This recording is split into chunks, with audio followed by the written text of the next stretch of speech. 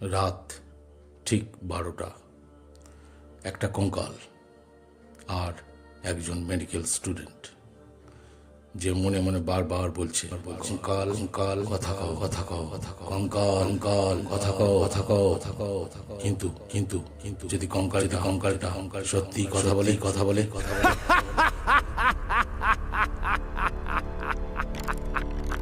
অঙ্কিত, কুন্তল আর রিতম তিনজন ফার্স্ট ইয়ারের medical student. Medical কলেজে একটা অলিখিত নিয়ম আছে, সিনিয়রদের কাছ থেকে কঙ্কাল কিনতে হয় পড়ার জন্য। তাই ওরাও কিনে নেয় আস্ত একটা মানুষের কঙ্কাল। প্রথম দিকে সব ঠিকঠাকই ছিল, কিন্তু কয়েক সপ্তাহ পর অঙ্কিত একটা পুরনো নির্জন বাড়িতে ভাড়া নিয়ে চলে যায়। ওদিকে হোস্টেলে থাকা কুন্তল আর রিতমের জীবনে শুরু হয় এক অদ্ভুত ঘটনা। প্রতিদিন রাতে ওরা দুজনেই একই স্বপ্ন দেখতে থাকে। ঘরের ভেতর কেউ যেন দাঁড়িয়ে আছে, নিঃশ্বাস নিতে কষ্ট হয়, অথচ সব দরজা জানালা খোলা। একদিন কুন্তল ফিসফিস করে বলে, এই কঙ্কালটা ঠিক না রে। শেষ পর্যন্ত ওরা ঠিক করে কঙ্কালটা অঙ্কিতকে দিয়ে দেবে, কারণ ওদের নাকি ফিমেল স্কেলিটন পছন্দ না। অঙ্কিত খুশি, কারণ এর জন্য এক্সট্রা কোনো টাকা পয়সা তাকে লাগবে না। কিন্তু সে বুঝতেই পারেনি ও নিজের হাতে ডেকে আনছে ভয়ঙ্কর কিছু।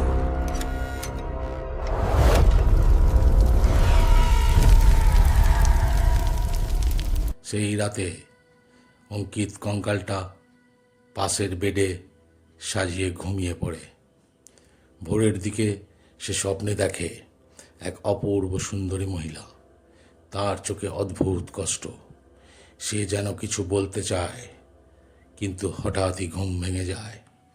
পরদিন অঙ্কিত হাড়গুলো পরীক্ষা করতে গিয়ে চমকে ওঠে। মাথার পিছনে আঘাতের স্পষ্ট দাগ। তার মনে প্রশ্ন জাগে, এটা কি দুর্ঘটনা নাকি খুন? সেই রাত বিদ্যুৎ চলে যায়। মোমবাতির আলোয় অঙ্কিত এক দৃষ্টে তাকিয়ে থাকে কঙ্কালের দিকে। তার মুখ দিয়ে অজান্তেই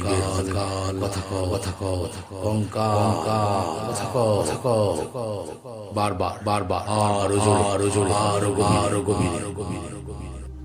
হঠাৎ ঘর ভরে যায় অদ্ভুত সুগন্ধে। ঠান্ডা বাতাস ঢুকে পড়ে, কুয়াশা ছড়িয়ে পড়ে চারিদিকে। অঙ্কিত অনুভব করে তার শরীর সম্পূর্ণ অসাড়। সে নড়তে পারছে না, সে হয়তো মরতে চলেছে। ঠিক তখনই হাড়গুলো নড়তে শুরু করে। একটা ভয়ঙ্কর কণ্ঠ ভেসে আসে, আমি ললিতা। ললিতা একজন নার্স, যাকে সন্দেহের বশে হত্যা করা হয়েছিল ডক্টর সুব্রত ভৌমিকের স্ত্রী অন্তরা ভৌমিকের হাতে। তার মৃতদেহ ট্রলি ব্যাগে ভরে নদীর চরে পুঁতে দেওয়া হয়। শিয়াল শকুনে খেয়ে ফেলে সব, রয়ে যায় শুধু কঙ্কাল। রাত 12টা। চঞ্চল হয়ে ওঠে ললিতার আত্মা। ললিতা বলে, ডাক্তার, আমার একটা কাজ বাকি রয়ে গেছে। আজ সেটা সম্পূর্ণ করব। তুমি আমায় ডেকেছো, তাই তোমার অনুমতি ছাড়া আমি যেতে পারছি না। আমায় অনুমতি দাও ডাক্তার। অঙ্কিত ভাবে ললিতা হয়তো তার স্বামী ও ছেলেকে দেখতে চাইছে। তাই কাঁপা গলায় অঙ্কিত বলে, যাও, অনুমতি দিলাম। হঠাৎ দপ করে বাতি নিভে যায়। একটি কালো ছায়া বিদ্যুৎ গতিতে জানলা দিয়ে বেরিয়ে যায়। আকাশে বিদ্যুৎ চমকায়, সাথে কুকুরের কান্নার শব্দ ভেসে আসতে থাকে। অঙ্কিত স্থবির হয়ে বসে থাকে। 10 মিনিট পর আপনা থেকেই বাতি দপ করে জ্বলে ওঠে। ললিতা ফিরে আসে। অঙ্কিত ললিতার আত্মাকে চিরতরে বিদায় দিতে চায়। ললিতা অঙ্কিতকে তার পঙ্গু স্বামী ও ছেলের পাশে থাকার অনুরোধ করে। পরের দিন ললিতার মুক্তির দিন। ব্যাগে ভরতে গিয়ে দেখে কঙ্কালের আঙুলে রক্তের দাগ, আর তার সাথে ঘরের দেওয়ালে অঙ্কিতের পুরনো স্টেথোটাও নেই। অঙ্কিত কঙ্কালটা দাহ করে দেয়।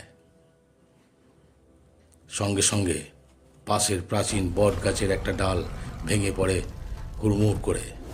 মুক্তি পায় ললিতা। আর কলেজে গিয়ে শোনে সেই রাতেই অন্তরা ভৌমিক ছাদ থেকে পড়ে মারা গেছেন। তার মুখ ছিল রক্তশূন্য।